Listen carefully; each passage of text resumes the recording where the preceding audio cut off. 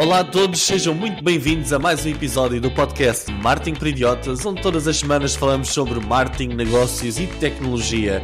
Nós somos a versão do guia dos restaurantes do Isaltino, mas para marketing, ou seja, aqui vocês recebem todas as sugestões dos melhores cantinhos onde podem encontrar os melhores petiscos de marketing. Por isso, se gostam de postas de pescada, estão no podcast certo. Os temas desta semana são TikTok, o motor de busca preferido? O YouTube viola a privacidade das crianças e finalmente tudo sobre os bastidores da publicidade em Portugal. Olá a todos, o meu nome é Miguel Rão Vieira e eu estou aqui com o Diogo Abrantes da Silva. Alô. E com o Frederico Carvalho. Olá, prazer. Ok, os que nos estão a ouvir já sabem, podem subscrever o nosso podcast no Spotify, Apple Podcast, Google Podcast e também temos alguns dos nossos episódios no YouTube, onde podem ficar a conhecer-nos aqui um bocadinho melhor. Sem mais demoras, vamos para o primeiro tema da semana, que é trazido pelo Diogo. Diogo, o TikTok é o motor de busca preferido? Conta. Não. É o motor de pesquisa preferido de mais de metade da geração Z feminina. Atenção, isto é muito importante. Mais de metade da geração Z feminina. No Camboja, é isso? Não. Nos Estados Unidos. Este então é o título do artigo que vos trago hoje. Segundo o artigo, o TikTok não só é um motor de pesquisa favorito, como também influencia diretamente as decisões de compra mais do que qualquer outra plataforma para esta geração.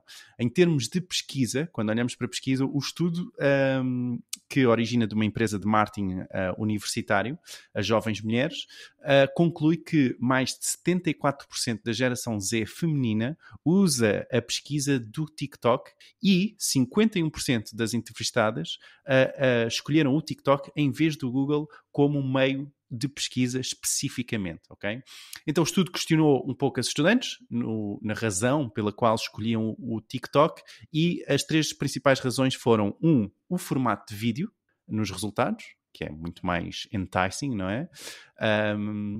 2, as respostas mais relacionáveis e 3, as respostas personalizadas. Isto é super interessante, não é? Não sei se já tinham pensado nisto, mas esta questão da personalização da pesquisa, o quão se calhar está a falhar por parte da Google. Enfim, isto foi em relação ao motor de pesquisa. Em relação à influência do TikTok quanto ao comércio online e ao comércio no geral, e com o enorme sucesso da hashtag TikTok Made Me Buy It, já tinham ouvido falar desta hashtag? Já falámos aqui no podcast. Já obteve mais de 12,4 mil milhões de visualizações de vídeos, ok? O TikTok Made Me Buy It. Epá, eu já estive lá, é inacreditável o tempo que uma pessoa passa ali, sempre a passar de produto para produto, e percebo ali realmente as engenhocas que aparecem para descobrirmos novos produtos. Enfim, então a empresa afirma que 3 em 4 Gen Zers compraram algo depois de vê-lo no TikTok, onde 72% afirma que compraram um produto depois de o ver na rede social. Na verdade, quando comparado ao mesmo estudo feito o ano passado, esta tendência, reparem, gente, aumentou 15%, ok? Quando questionadas sobre como encontram os produtos no TikTok, então não, as Gen Zers responderam que, em primeiro lugar, procuram pelos influenciadores, ou encontram pelos os influenciadores. 2, encontram pelas marcas, que lhes aparecem no feed, ou procuram pelas marcas. E 3, alguém em quem confiam partilha o produto. Enfim, o estudo é uma pequena amostra, ok? E sobretudo especificamente para mulheres, está bem? Mas para lá do que poderá ser ou do que poderá ser na realidade para todos os Gen Zers, acho que é uma boa ponte para a questão que eu tenho para vocês, que é o que pensam vocês ser a grande barreira para todos os marketers não estarem a anunciar neste momento no TikTok e como poderiam resolver essa barreira? Muito bem, Fred. A grande barreira para muitos marketeers ainda não estar a anunciar no TikTok, eu acho que deve estar relacionada com a familiaridade e a consolidação das estratégias publicitárias em plataformas já estabelecidas como a Google e o Facebook. Ou seja, muitos podem estar ainda eventualmente a adaptar-se não só ao público mais jovem, um público mais dinâmico que está presente no TikTok, e ainda ao formato, àquele formato específico de 9x16, predominantemente a vídeo. Agora, para deixar esta grande oportunidade não passar ao lado, eu acho que a palavra de ordem, vocês já acho que adivinham, é a capacitação. Recomendar que os nossos ouvintes e as pessoas que estão a assistir a este podcast explorem um pouco os meandros do TikTok, descubram os recantos da plataforma. Eles próprios estão a fazer um grande esforço para tentar atrair mais anunciantes, como e-books e sistemas de formação online sistemáticos. Na última newsletter que eu enviei na sexta-feira, enviei um link onde eles já estão a fazer recomendações de adaptação da publicidade para o Natal. Já estão a preparar agora.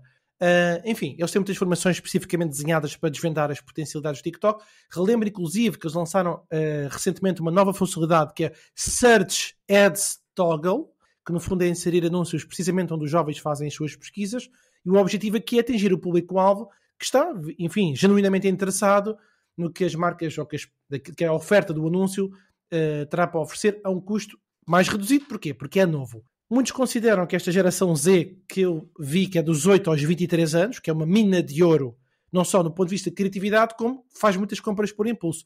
E além de o TikTok ser muito forte em dancinhas e em storytelling, as estratégias publicitárias, se falar a linguagem desta geração, provavelmente vai conseguir aproveitar bem o engagement que já existe naquela plataforma. Muito bem, boa resposta. Olha, eu antes de ir à segunda parte da resposta, eu gostava de tentar perceber aqui os primeiros dados iniciais sobre ser o motor de busca ou de pesquisa preferido.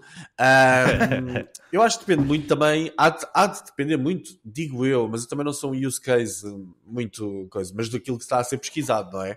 Ou seja, nós se calhar estamos à procura, estamos a fazer uma pesquisa para um trabalho da faculdade, é completamente diferente, estamos a pesquisar sobre um produto ou um serviço, etc. Eu acho que o sucesso do TikTok para as marcas poderá ser no futuro, é porque as redes sociais, como o TikTok, não é, trabalham o topo do funil, ou seja, é o sítio ideal para nós descobrirmos coisas novas, novas oportunidades, novas ideias, para depois começarmos a afunilar um bocadinho a pesquisa até àquela parte mais séria de fundo de funil em que é, ok, então onde é que eu vou comprar isto? Ok? Pegando aqui no exemplo das mulheres. Se calhar o TikTok pode ser um sítio muito giro para eu descobrir novas colunas de som, produtos para as unhas, para o cabelo, o que quer que seja, roupa, etc. Poderá ser um sítio giro para eu descobrir coisas do topo de funil, ideias, mas depois, cara, eu vou ao Google e vou pesquisar pela loja da Zara ou de uma loja de música ou de uma coisa qualquer, já sobre o produto que eu quero comprar, ok? Mas acho super interessante a questão do formato de vídeo nos resultados. Isso é óbvio e é garantido. Agora, esse formato, isto lá está, não é para toda a gente. Eu, por exemplo, sou daqueles que às vezes não gosto muito do formato de vídeos nos resultados porque obriga-me a ter de estar a ver um vídeo e eu às vezes não consigo fazer aquela coisa de ver rapidamente o conteúdo todo de uma página se tiver em texto. Mas isto sou eu. Sim, isto cada um... O que tu estavas a dizer é que existem tipos diferentes de pesquisa, não é? E que Exato. Se calhar na exploração e no encontrar novos produtos o TikTok é rei, mas se calhar naquele produto que nós já conhecemos e queremos especificamente, não é? Queremos uma oferta. Vamos, então... Exato. Isso. Exatamente. Ou seja... Convém perceber exatamente que tipo de pesquisa é que está ou não. Agora... E achas que é essa a razão? Não. Leva-me ao segundo ponto. E o segundo ponto é, nós como marketeers, ou marketers, ou... Como é que tu dizes, Diogo? Já nem sei, tens uma forma tão estranha de dizer. Os marketers.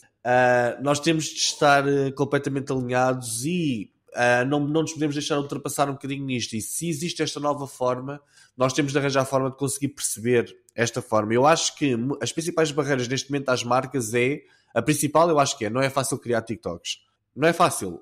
É fácil para um miúdo de 16 anos, para um marketer ou marketeer de 30 e tal anos, 40 anos, que está a liderar um departamento, ou ele tem lá miúdos que percebam esta linguagem, ou então é mais difícil conseguir adaptar-se a isso. Eu acho que isso é um dos principais entraves neste momento, é que a maior parte das empresas, existem empresas muito à frente, mas depois existem empresas mais conservadoras, não é? E o facto de uma empresa ser mais conservadora no Google não destoa muito, não é? No Google não, porque tipo, tens um search ad, não é? Todos têm o mesmo, mais ou menos, estou a falar de search ads. O formato é texto, todos mais ou menos o mesmo formato, vai parar a uma landing page, há landing pages melhores ou piores, mas não envergonha ninguém ter um search ad na pesquisa do Google. Mas no TikTok envergonha. Ou seja, se uma marca não sabe estar no TikTok e se faz uns TikToks, muito esquisitos e altamente conservadores, etc., isso pode ser visto como um motivo de gozo pela comunidade e destrói um bocadinho a reputação da marca. Então eu acho que muitas marcas neste momento, como ainda não se sabem exatamente como é que se consegue estar ali, ainda optam por não estar ali neste momento para jogarem pelo seguro, ok? Outra coisa também, acaba por tocar um bocadinho no mesmo, é preciso ser-se criativo para estar no TikTok, e ser criativo não é fácil, ok? É mais difícil para algumas marcas do que para outras. O formato ainda é um formato difícil mesmo tecnicamente de criar, ok? Apesar de ser um vídeo e é uma coisa que pode ser ligeira, etc. É muito mais fácil eu criar um search ad do Google do que criar um TikTok que implica quem é que vai aparecer no vídeo, quem é que vai filmar isto, não é? Tipo, implica ali outro tipo de outras situações. Musiquinha ou não, é assim, nós próprios, e atenção, isto é importante, nós gostamos de dizer que o TikTok é as musiquinhas e tal, e isso é aqueles nossos preconceitos iniciais relativamente a esta rede social. A realidade é que o TikTok, com a massificação, há de chegar um momento, já deve estar a chegar, em que deixa de ser só as musiquinhas, mas já começa a ter outro tipo de conteúdos, ok? Pode ter começado e crescido com as musiquinhas, mas ele certamente vai começar a ser mais utilizado pelas empresas, ou seja, temos mesmo de nos adaptar a isto. Eu próprio quero também tentar fazer aqui um esforço de começar-me a adaptar a esta realidade, porque acredito que vai ser importante. Agora, o principal entrave acho que é esse. Neste momento ainda não sabemos, as pessoas que estão a decidir ainda não sabem bem como é que se utiliza isto. E vocês têm alguma dica para superar essas barreiras? Por exemplo, eu sei que há um generator de imagens, não é? Nós podemos meter umas imagens para um generator e ele gera-me um vídeo, não é? Passar slides, que seja. O que não é propriamente, e nós sabemos que não é propriamente o melhor anúncio para o TikTok, mas... Eu acho que o problema não é um problema técnico só, não é? Fazer um anúncio com um slideshow de imagens, isso não é, tecnicamente não é difícil. Eu acho que é conseguir fazer com que esse anúncio faça sentido naquela rede. É por isso que, por exemplo, diz-se agora muito na publicidade, que as imagens de banco cada vez fazem menos sentido, não é? Porque nós as nossas cabeças já estão programadas para verem uma imagem de banco e ignoram aquilo porque sabem que é publicidade, não é? Então estamos a optar por coisas mais realistas, mais reais. Eu acho que o desafio não é só um desafio técnico, é um desafio criativo e é um desafio de estratégia também. Fred, o que é que tu achas? Eu posso partilhar a minha experiência. Eu, quando comecei com o TikTok, e ficámos a fazer um episódio sobre isso, eu cheguei a comentar que, ou seja, com o investimento em 100 euros no TikTok, no Twitter, no Facebook, no LinkedIn, quais foram na altura os meus resultados. E na altura o TikTok tinha um CPM baixíssimo, um custo por clique baixíssimo, com comparação com as outras redes sociais. Isto para dizer o quê? A forma como eu comecei e que achei que foi útil para mim foi, primeiro comecei com anúncios. Explorei como é que a ferramenta funciona. Porque é possível criar uma conta de anúncios sem ter a marca lá presente. E isso para mim foi uma ótima vantagem. Depois de perceber como é que era o impacto, o estilo... Eu cheguei a correr vários anúncios. Na altura tinha um programa que era Natal Online, que eram 6 horas de formação grátis em Google. E então corri muitos anúncios em vídeo para perceber o que é que tinha eco. E mais recentemente, foi no mês de agosto. Aí já criei o meu perfil dentro do TikTok. E como gravei vários vídeos para o Instagram em 9x16, com edição, com música e com algum impacto e com vídeos de 60 segundos, a minha estratégia não é fazer vídeos específicos para o TikTok, porque eu não teria tempo para isso, mas vou pegar nos vídeos que já publiquei em agosto no Instagram e vou agendá-los para a ferramenta TikTok e ver o comportamento. Tenho quase a certeza absoluta que vou ter muito mais alcance do que tenho no Instagram, porque neste momento, como a rede social, o TikTok, aquilo que é mais conversado é que tem um alcance superior a todas as outras. Mas ainda é cedo para eu dizer, para comparar o mesmo produto em diferentes plataformas. Fica para um outro episódio e perceber as reações. Mas é isso, em resumo, e fechando. Capacitação, ponto número 1, perceber o que é que a plataforma está a oferecer para os marketeers conseguir adaptar. E ponto número 2, explorar, testem. Boa. Ok, gente, obrigado. Vamos ver se há mais gente a anunciar depois do episódio no TikTok. E a gente, falando especificamente para essa gente que nos está a ouvir neste preciso momento, se vocês, gente, estão a gostar deste episódio, não se esqueçam de subscreverem o podcast, seja na plataforma de podcast que vocês tiverem, no Apple Podcasts, no Google Podcasts ou mesmo no Spotify. E, como é óbvio, dar uma boa avaliação se estiverem a gostar, ok? E com isto, sem mais demoras, vamos ao tema do Miguel. Miguel, o que é que nos trazes? O tema desta semana que eu vos trago é: o YouTube viola a privacidade das crianças. É o tema querido do Miguel, vamos lá. Exato. Os que me conhecem sabem que a preocupação com a segurança da minha filha é a minha principal prioridade, e nisto não estou mesmo a gozar. Eu confesso que, como parti ou rachei a cabeça 8 vezes em criança, eu cheguei mesmo a utilizar um capacete quando tinha 2 ou 3 anos, o que justifica muitos dos meus comportamentos e opiniões. A sério, eu usava capacete. Tive de usar capacete, no hospital disseram à minha mãe que era melhor darem-me um capacete, senão era complicado. Por isso é que eu tenho muitos destes comportamentos no podcast, não é? Eu sou daqueles pais que, por ter passado por isso, eu parece que estou sempre a visualizar o pior. Ou seja, eu sou daqueles que, quando vê uma criança a fazer algo, eu consigo imaginar sempre assim, tipo 40 formas daquilo correr mal e dela se aleijar. Por isso, houve uma vez que fiz um exercício com a minha filha, durante um dia de eu contabilizar quantas vezes é que eu dizia a palavra cuidado.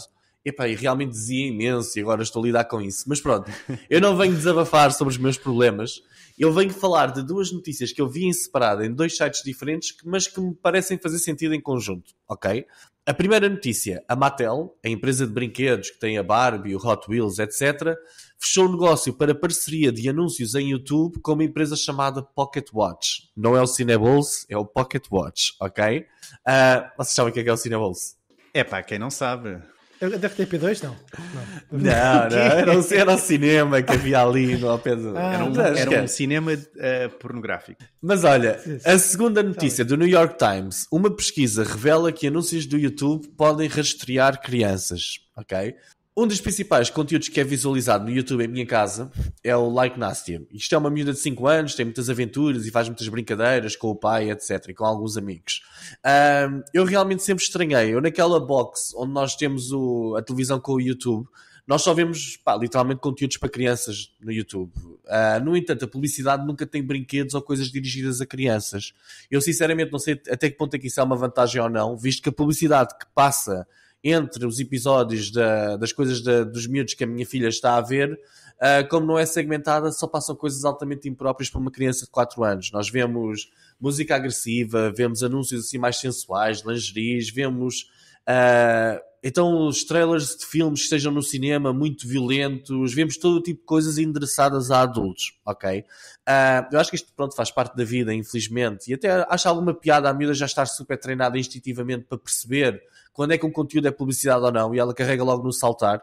E isso é interessante se ver que os miúdos, eles realmente apanham tudo. No entanto, esta notícia do New York Times fala sobre um caso de uma pesquisa que foi feita nos Estados Unidos, em que descobriu-se que quando uma pessoa clica no anúncio que passa entre os vídeos de canais YouTubes para crianças, o site para onde a pessoa é endereçada consegue rastrear a origem e desta forma perceber que veio de um dispositivo utilizado por crianças, e de seguida começar toda aquela festa do retargeting, violando as regras da privacidade sobre o rastreamento de informação de menores de 13 anos, ok? Claro que a Google disse que isto não é bem assim, e sinceramente eu também não acredito que isto seja bem assim, ok? No entanto... O quê? Tu a dizeres isso? Até estou admirado. É estranho, não é? É estranho. É assim...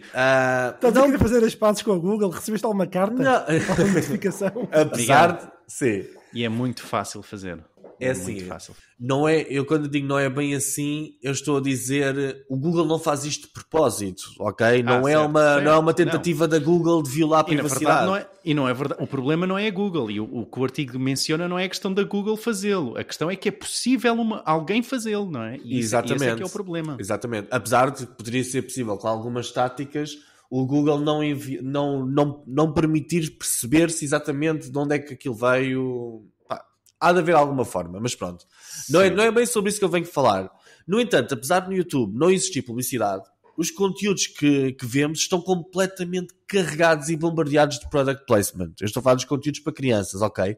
Os protagonistas são sempre crianças, rodeados de imensos brinquedos. Estão sempre a interagir com brinquedos de todas as marcas. Estão em parques temáticos. Existe branding literalmente por todo lado nestes anúncios, ok? Nestes anúncios, vá. Nestes conteúdos, parece que não existem regras. E a segunda notícia que eu trago está relacionada com isso. A Mattel, a dona da Barbie, fechou este tal negócio de exclusividade para publicidade no YouTube com a tal Pocket Watch, que eu não sabia o que era, e eu fui pesquisar à net, e basicamente isto é uma agência para este tipo de ações de product placement e produção de conteúdos focada em crianças que ajuda as grandes marcas a marcarem a presença nos maiores canais de conteúdos feitos para crianças, ok? Eles também ajudam os produtores de conteúdos a conseguirem esses contratos com as grandes marcas. Então, no site da marca, que vocês podem ver no marketingperidiotas.pt, estão lá alguns nomes dos canais onde as estrelas têm milhões de seguidores no mundo inteiro. Como, por exemplo, o canal Love Diana, que conta com 270 milhões de seguidores e mais de 158 bilhões de visualizações dos seus vídeos. É uma coisa completamente doida, ok? Por exemplo, mesmo nós cá em casa vemos a Like Nasty, a miúda tem 68 milhões de subscritores e acho que ela faz tipo 100 e tal milhões de euros ao ano. É uma loucura, ok? Os que já me conhecem sabem que eu defendo a ideia da privacidade é uma tanga e é exatamente por estas situações que eu digo que esta ideia da privacidade na publicidade é uma grande tanga. Porquê? Todas as multas que são passadas às grandes plataformas que as obrigam a piorar as suas possibilidades de segmentação, na realidade, na minha perspectiva, têm outro efeito super devastador, que é fazer com que os pequenos negócios percam constantemente oportunidades e estejam em desvantagens com os grandes negócios. Porquê? Imaginem assim um pequeno produtor de brinquedos em Portugal. Antigamente podia segmentar a sua publicidade no YouTube e nos canais que tem disponíveis para aparecer junto a conteúdos para crianças. Com estas regras, infelizmente ele não pode fazer isto. Existe quem ache bem isto, existe quem ache mal. Mas infelizmente, por uma empresa como a Mattel, é uma grande marca, e uma grande marca como a Barbie, podem contratar uma agência e garantir a presença em maior parte dos conteúdos feitos para crianças, porque o dinheiro sim abre as portas à presença do product placement dentro dos conteúdos, não é? Contas resumidas, e para fechar aqui esta intervenção, nós, pensando nestas coisas todas sobre a privacidade e tal, estas limitações, final das contas feitas o Google sabe na mesma tudo sobre o utilizador e sabe que é uma criança, ok? As grandes marcas podem impactar na mesma aquela criança. O utilizador recebe publicidade não segmentada e não adaptada à criança, o que faz com que a minha filha tenha de apanhar com trailers de filmes que não são apropriados para ela. E o pequeno negócio ali do Zé da esquina que queria publicitar os pequenos produtos que faz, não consegue publicitar os seus produtos a crianças porque existe esta ideia toda de não se pode fazer as coisas porque viola a privacidade das crianças. Então a minha pergunta para vocês hoje é: estas tendências de proteção de privacidade aumentam a desvantagem competitiva dos pequenos negócios face aos grandes negócios? Não. E como é que... não aumentam as desvantagens. Desculpa, continua. E como podemos proteger melhor a privacidade sem prejudicarmos os pequenos negócios? Porque na realidade é isso que acontece. Um dos efeitos colaterais é nós prejudicamos realmente os pequenos negócios. São as duas perguntas que eu tenho para vocês hoje. O Diogo, como ia aí todo super lançado, se cá, Diogo, desta vez começas tu. Não. Vamos dar a palavra aqui ao Fred, porque ele depois tem o próximo tema. Pode ser, Fred? Sim, ok. Houve aqui uma parte do tema do Miguel que eu pensei que ele estava a fazer a réplica na continuação do último episódio. Que é um tema complexo. Está interessante. Mas é isso, acho que já não é surpresa para ninguém que mesmo neste mar de oportunidades a publicidade digital oferece muitas práticas que põem em causa a segurança, a privacidade dos nossos pequenos consumidores, e é um prazer ver que este Miguel é um pai tão pesado, tão preocupado. É normal. A minha filha tem 8 anos, desculpa. 1 ano ainda só pega nos comandos, ainda não faz nada de pesquisas. Mas tu vais chegar ao passo a seguir, que é ela começar a usar o botão microfone da box e começar ela a fazer as pesquisas. E aí digo-te, a tua percepção sobre a internet muda completamente. Mas desculpa, continua. Pois é isso. Bom, o cenário atual é relacionado com os pequenos e grandes negócios. Eu acho que revela muito que as grandes empresas estão a ter dificuldades em cumprir as leis da privacidade, da segurança online e específicas para crianças. Curiosamente, na passada sexta-feira escrevi um tema que vamos certeza abordar noutros episódios, que é o Digital Markets Act, que vai entrar em vigor, que está a deixar já as grandes Big Tech em polvorosa, que vem tocar neste tema que o Miguel trouxe. Não vou explorá-lo agora, pois se quiserem vão ler no meu site, fredericocarvalho.pt, publicidade. Mas o ponto é este. As tendências crescentes desta proteção à privacidade claramente e podem potencialmente aumentar a desvantagem competitiva dos pequenos negócios. Os grandes estão mais apetrechados. Porquê? Porque tem a ver com os requisitos regulatórios cada vez mais rígidos. E eu já tinha falado de um livro do Brad Smith que eu li, que é Tools and Weapons, que é precisamente sobre este, ou seja, que o facto de muitos países terem regulação diferente torna ainda mais difícil as empresas adaptarem-se. Portanto, o que é que eu pensei? eu pensei, o que é que nós podemos fazer? Quais são as soluções de futuro? Ou seja, para proteger a privacidade sem prejudicar os pequenos negócios, o que é que se podia fazer? Exemplos. Eu acho que podia-se criar regulamentos escaláveis que tenham em conta, 1, o tamanho, 2, o tipo de negócio, aliviando assim os encargos para as pequenas empresas. Segunda coisa que se podia fazer, que era fomentar a educação e a literacia digital, tanto para empresários como para os consumidores, de forma que se possa navegar para o espaço digital. Eu, pela cara do Diogo, ele também não percebeu exatamente o que é que tu queres dizer com o primeiro ponto. Repara, é o que está já a acontecer em vigor, também não é nada nenhuma novidade. Ou seja, regulamentos. O que é este, por exemplo, este Digital Markets Act? A quem é que vai impactar? As grandes Big Tech. Porquê? Porque hoje são definidos quem são os gatekeepers. Gatekeepers será o Facebook, o Instagram, TikTok. Eles têm regulamentação específica que não é aplicável, por exemplo, a um sapo.pt. Não é aplicável, por exemplo, a idealista.pt. Eles não são considerados pela escala gatekeepers. Portanto, o ponto aqui é... Na Europa, não é? Sim, pelo menos. Sim, agora a pensar aqui, no nosso caso, em Portugal. Portanto, ou seja, haver a regulamentação específica que separe em função do tamanho do negócio e do tipo de negócio, eu acho que é importante. Que isso já existe, não é?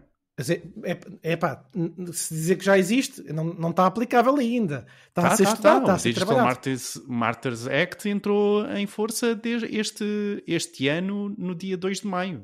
Lê o artigo que eu escrevi, certo, mas o ponto aqui é que as empresas que foram agora nomeadas como gatekeepers estão a nomear, ainda as pessoas estão a ver como é que se vão adaptar para este tema. Sim, há uma adaptação e há um período de adaptação, exatamente. Mas, quer dizer, já está in force, não é? Mas sim, vá, continua. Só para dizer o seguinte, este tema da literacia, eu queria só recomendar aos nossos ouvintes, sei que já não ouviram falar, do cheque formação. Porquê? Porque isto é mais uma forma de contribuir para a formação digital, com o apoio de 750 euros que o Governo agora está a dar, cujas inscrições abriram na passada sexta-feira. Terceiro tema. Que formação seria essa, Fred? Achas que alguém que neste momento esteja a formar as pessoas, os pais sobre os perigos da internet? É isso? Simples. Então, a prioridade é as pessoas escolherem formação relacionadas com a área digital. Existem 10 tópicos que o Governo considera prioritários, por exemplo, seja no tema da cibersegurança, seja em educação relacionada precisamente com ajuda parental na navegação dos pais, o que não falta é formação nessa área. Podia ser um apoio, acho que bastante expressivo.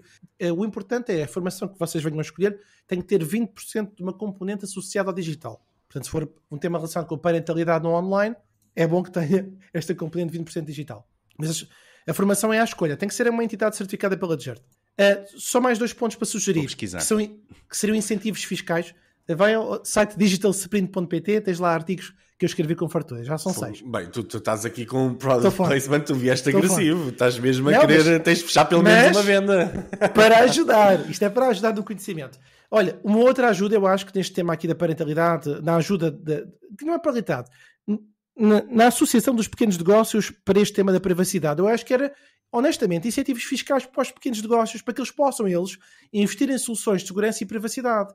E isto vai facilitar o quê? O meu último ponto, que é o acesso às pequenas empresas, ferramentas e proteção de privacidade, ou seja, da mesma forma que se está a apostar em cheques de formação, que é ótimo, sim senhor, ou seja, até 750 euros, escolham a formação que quiserem, que a gente vai subsidiar, até são 25 mil pessoas, e o ponto aqui é, por que não fazer isto ao nível do software? Por que não fazer isto através de iniciativas públicas que ajudem também as empresas a adaptarem, ou até os lares, a adaptar neste ponto? Em resumo, o Miguel tocou aqui num ponto do tema do New York Times, que são as alegações que a Google poderia estar a permitir publicidade direcionada em vídeos, e não quero fugir disto. Porquê? Porque esta prática não só viola um tópico dos Estados Unidos, que é Children's Online Privacy and Protection Act, coisa que nós não temos em Portugal, e de acordo com o que o Miguel trouxe, a Federal Trade Commission já está de olho sobre este tópico, portanto nós vamos de certeza voltar a ele.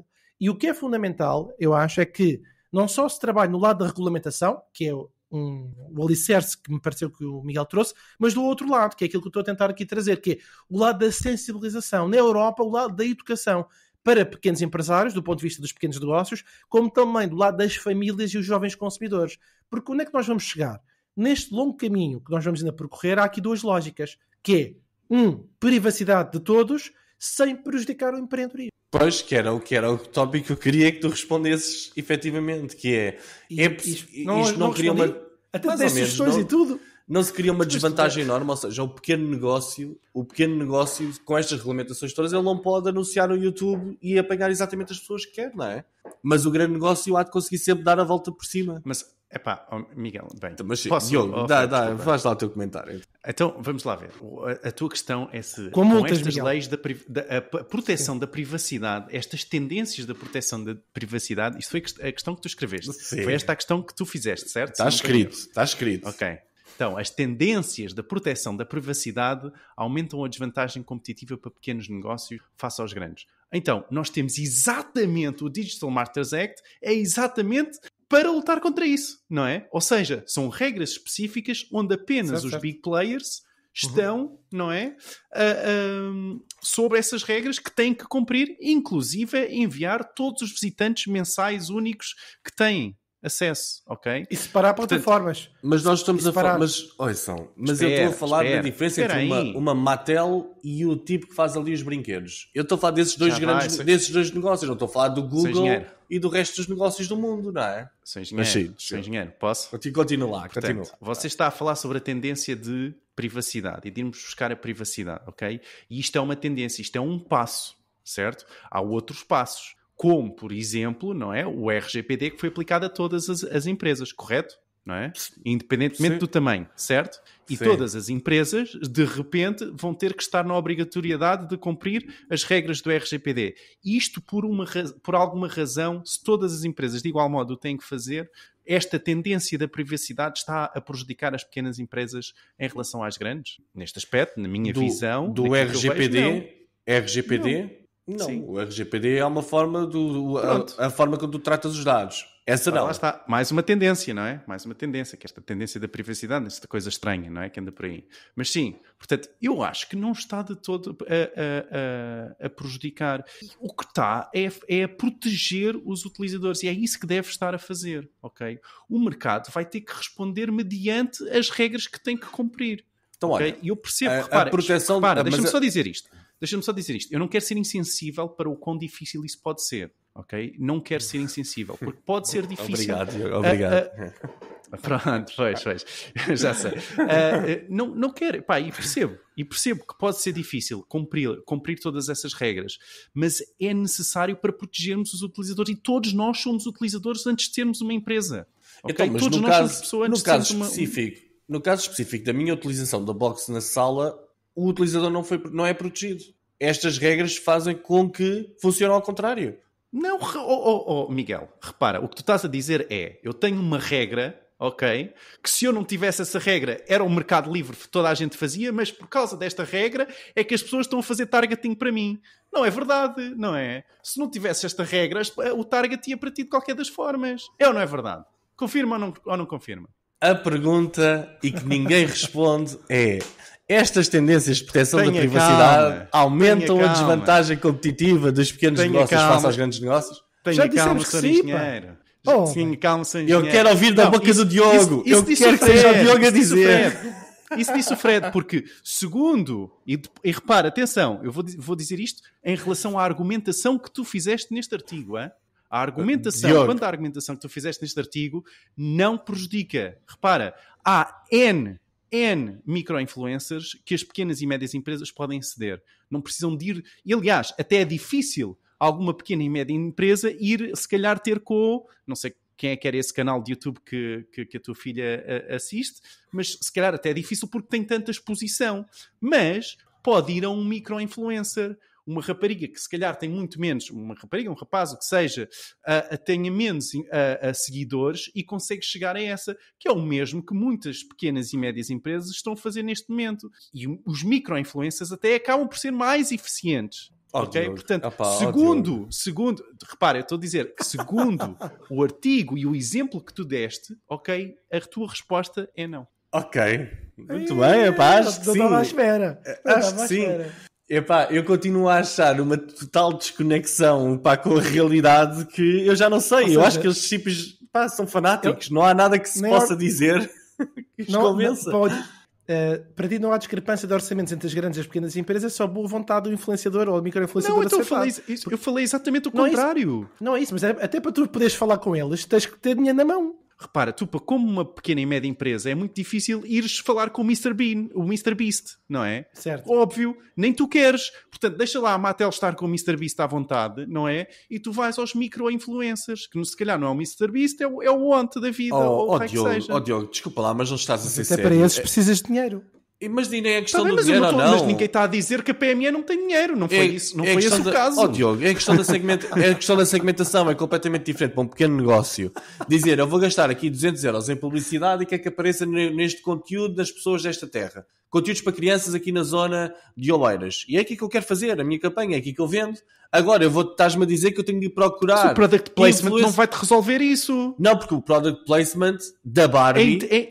Mete em todo lado, aquilo de repente pois aparece claro, nos principais. Então, mas é o mesmo que tu fores a outro influencer qualquer, ó Miguel. Não, mas o que eu te digo é que uma empresa como a Mattel consegue fazê-lo porque consegue ter essa cobertura, essa exposição enorme. Agora, a ferramenta para uma pequena empresa, para o Zé das Esquinas, chegar e dizer, epá, eu quero publicitar este produto para este tipo de pessoas nesta terra. Isso, desta forma, não funciona. Ou seja, a Barbie tem uma vantagem completamente diferente sobre o pirilampo mágico. Eu vou-te contar, realmente é muito difícil patrocinar a equipa de futebol da Terrinha. É bué difícil. E o dinheiro que aquilo é... Não estás a ser sério, pronto. Ele está completamente... eu deixo isto aos nossos... Eu faço um apelo aos nossos ouvintes. Falem no grupo WhatsApp. E tirem trechos disto, façam clipes, façam o que quiserem, memes. Bora, temos que avançar. Isto tem de ser visto. Eu não sei, eu acho que ele é completamente fanático, ele precisa de ajuda, Diogo, precisa de ajuda.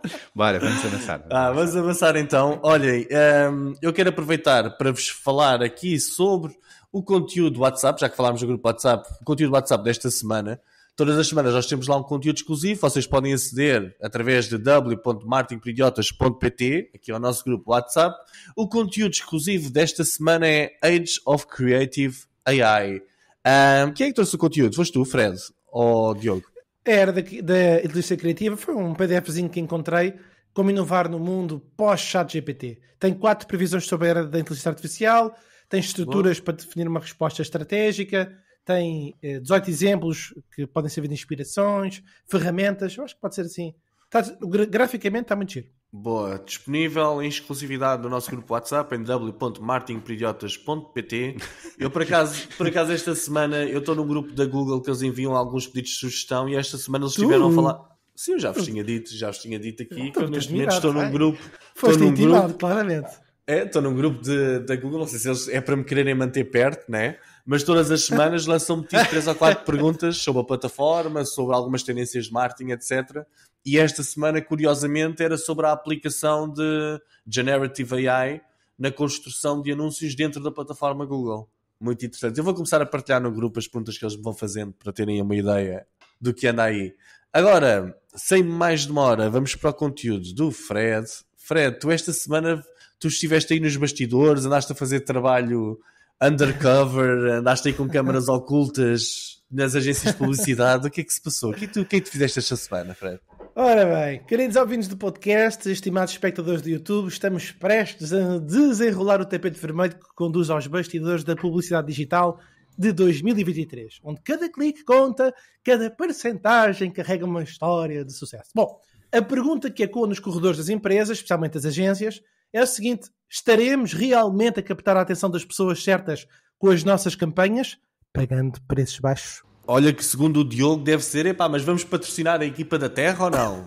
Isso é o que o Diogo acha que se diz. Mas pronto, continua. Eu assim não consigo continuar, não sei.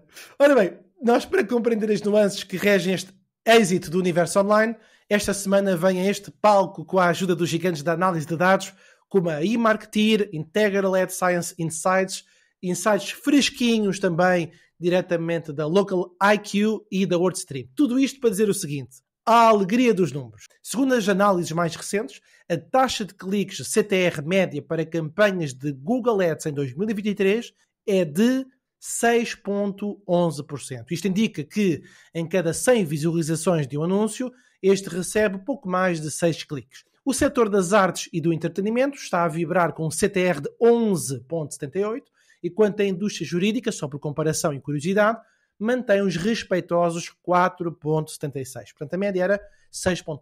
Mas o que é que estes números realmente nos dizem? Que uma CTR elevada pode significar uma ressonância maior com o público-alvo, demonstrando que não apenas estamos a alcançar as pessoas certas, mas também estamos a oferecer mensagens que incentivam a ação.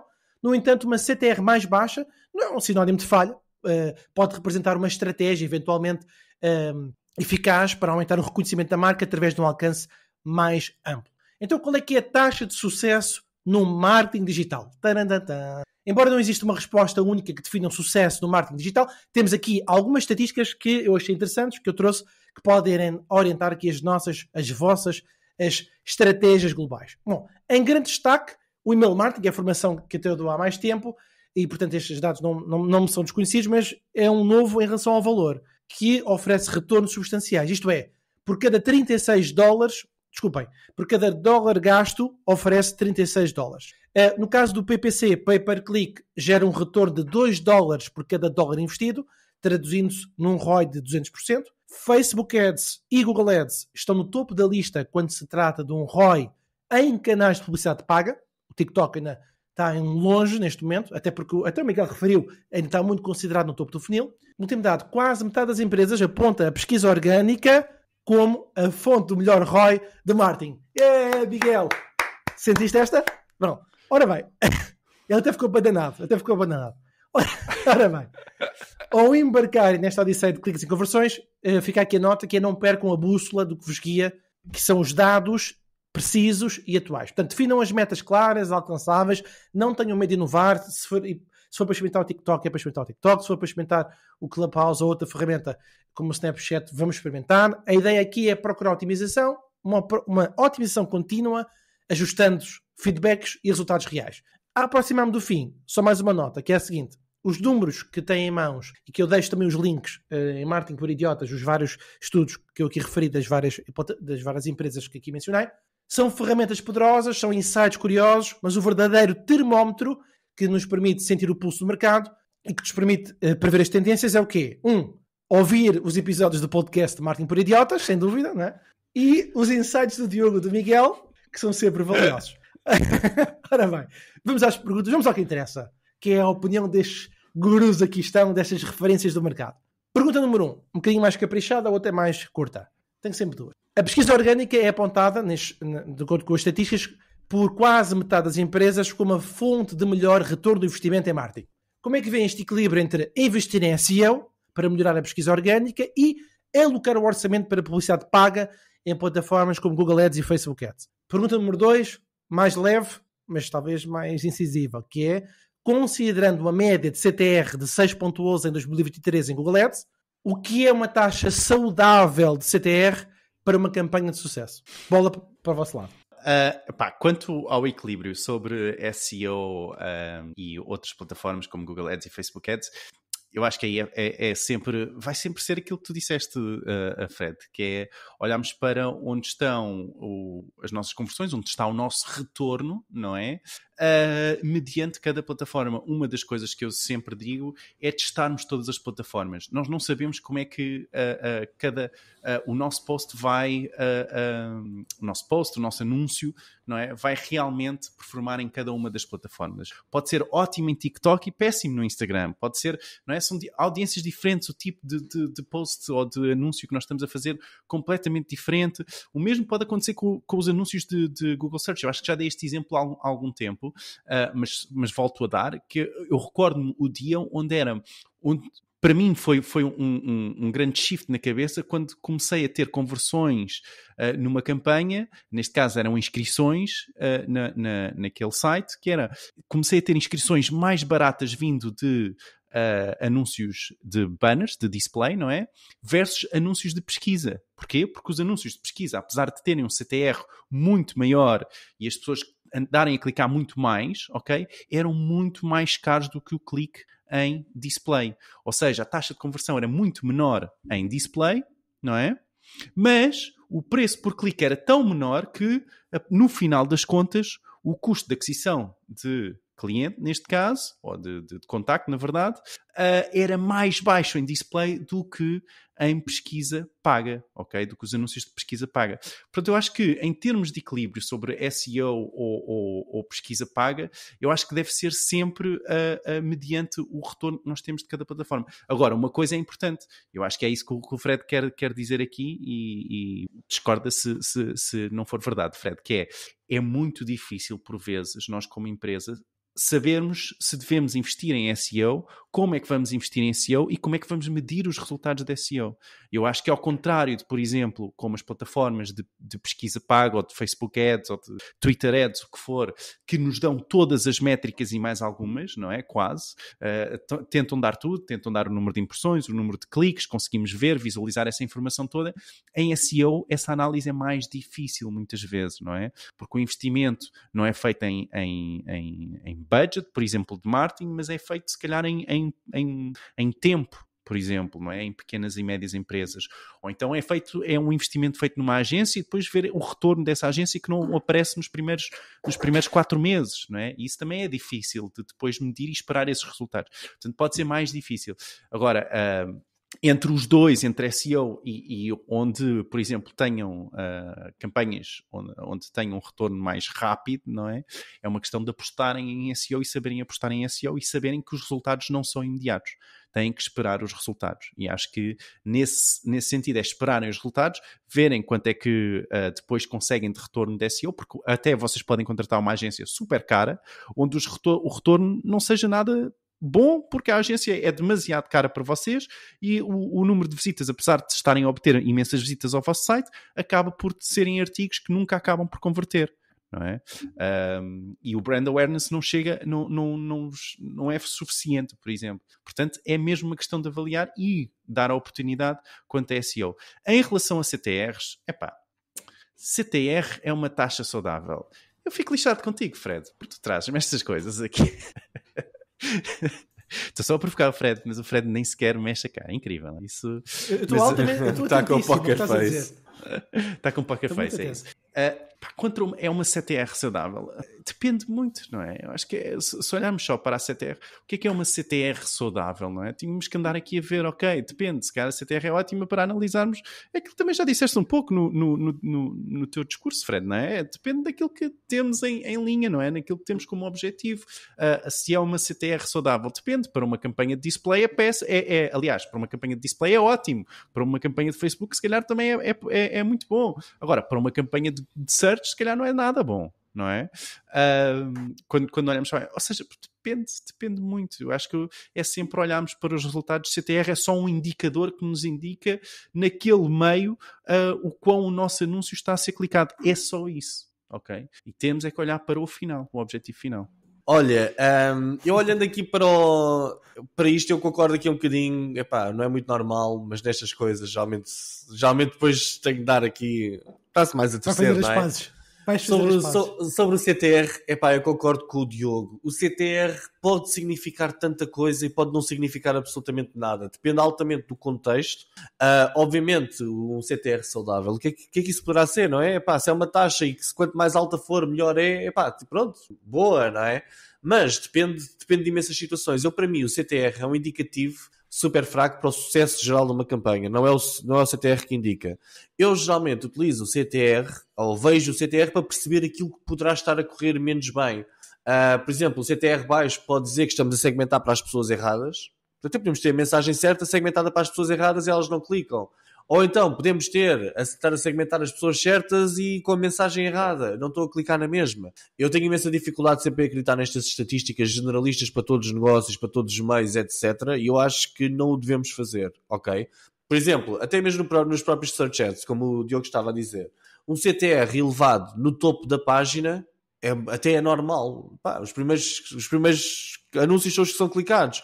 No topo da página temos o CTR muito baixo, aí sim é que há aqui um problema qualquer com este anúncio e o Google não nos vai deixar muito tempo no topo da página se tivermos CTRs baixos.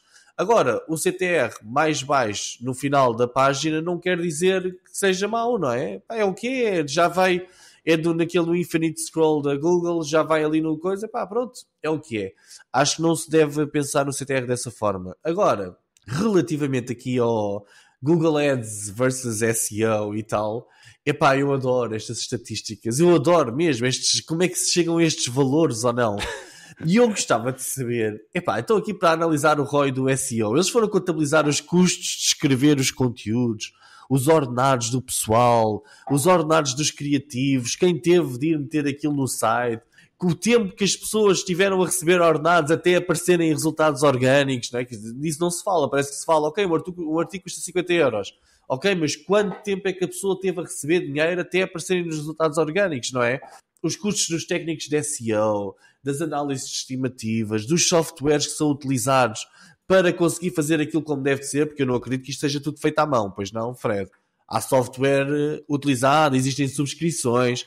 Claro. Epá, existe uma montanha enorme de custos associados e eu gostava de saber se para estes cálculos, se isso é feito ou não. E mesmo que seja feito, mais uma vez eu digo, epá, depende da indústria, não é? Tipo, há indústrias em que uma venda traz uma rentabilidade incrível para uma empresa, há indústrias em que são precisos milhares de vendas, não é? Agora, também te digo o seguinte. E o teu SEO, deixa-me só adicionar isto, Mário. Miguel.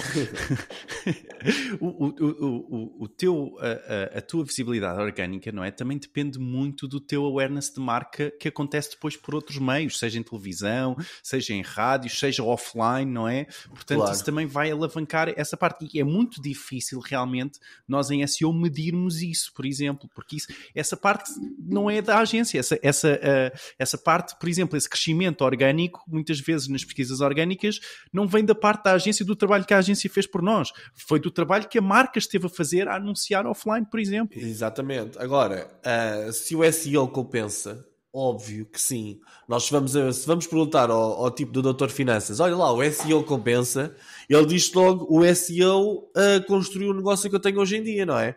Construíram muitos conteúdos, construíram as coisas todas que têm uma máquina incrível de visitas, etc. Obviamente compensa. Agora, os custos que aquilo teve também, não sei se existe uma forma de comparar diretamente custos de anúncios com aquilo. Epá, são coisas, é como comparar alhos e bugalhos. Eu o que diria aos nossos ouvintes, se tiverem de optar por SEO ou Ads, eu acho que ninguém deve. Isso é uma daquelas perguntas que é uma pergunta, pá, não é uma pergunta que faça muito sentido. Agora, é uma rasteira, exatamente, porque ele tem de optar é pelos dois, não é? Uhum. O que é que acontece? Eu acho que as 3 variáveis que a pessoa deve analisar é o controle, ok? Com anúncios nós cá temos mais controle. Nós escolhemos quando é que aparecemos, quando é que não aparecemos, escolhemos as pessoas, as palavras-chave, etc. E nós temos o controle total na nossa mão. No SEO, mais ou menos. No SEO nós podemos tentar fazer as coisas para aparecermos naquelas palavras-chave, mas nós não temos o controle total se vamos aparecer ou não. Ou temos muito menos controle do que nos anúncios, ok? Outra variável importante é a da velocidade. Com Ads, a velocidade é, eu no próprio dia vou aparecer. No próprio dia ou no dia seguinte, ok? Com SEO não. Com SEO nós não controlamos a velocidade. Não controlamos nem a velocidade. Pronto, falemos da consistência como uma parte do controle e depois é o preço. Com SEO, se calhar eu consigo ir no longo prazo, na corrida do longo prazo, e buscar o melhor preço, porque uma vez criada uma boa máquina de SEO, a máquina teoricamente continua, não é? Sem termos de estar a meter o dinheiro no mês a mês, apesar de estarmos a meter o dinheiro indiretamente nos ordenados do pessoal que está a gerir aquilo. Nos anúncios, o que eu gosto do controle, é porque eu consigo perceber, ok, pá, a métrica é simples, eu estou a meter isto, estão-me a sair estas leads ou estas vendas, e eu controlo isso. Agora, gostei dessa síntese. Epá, isto é tudo. Enquanto estou aqui a escrever no meu teclado, eu estou a fazer prompts de jeito ao ChatGPT, não é? Estou a gozar. Mas acho que é um bocadinho isto, ok? Agora, o que é melhor ou pior? Depende do que é que nós queremos fazer. Para o Doutor Finanças, claramente, o melhor foi apostarem numa equipa de produção de conteúdos, se bem que eles também fazem muita publicidade, e vejo que o que eles fazem é que terem uma boa máquina de SEO permite-lhes gerirem melhor a máquina de anúncios e vão anunciar as palavras-chave que são super baratas, não estão tão ligadas diretamente ao negócio, mas podem pensar de uma forma mais crítica sobre isto. Miguel, já ganhaste o almoço com o CEO, de certeza. Foi? Epá, vamos ver, tenho aqui um produto para lhe mostrar. Epá, se me tiveres a ouvir, entre em contacto, está bem? Claramente estou a fazer muito product placement também, não é? Porque olha, eles já resolveram o problema de curto prazo deles, da angariação de leads, etc. Já podem começar a pensar mais a médio e longo prazo. Olha a já chega, Roldana. Miguel. Mário, já chega, Mário. Continua. Sempre que alguém tenta entregar valor neste podcast é cortado imediatamente pelo Diogo. Epá, é impressionante. Mas pronto. Penso que então, Fred, agora é a tua deixa, não é? Muito bem, muito obrigado pelo lembrete carinhoso. Chegamos ao fim do nosso episódio. Nós, como sempre, voltamos a ver na próxima semana. Espero que tenham gostado. Avaliem no WhatsApp, juntem-se ao grupo no WhatsApp e não percam o próximo episódio. Grande abraço. Tchau, tchau. Tchau.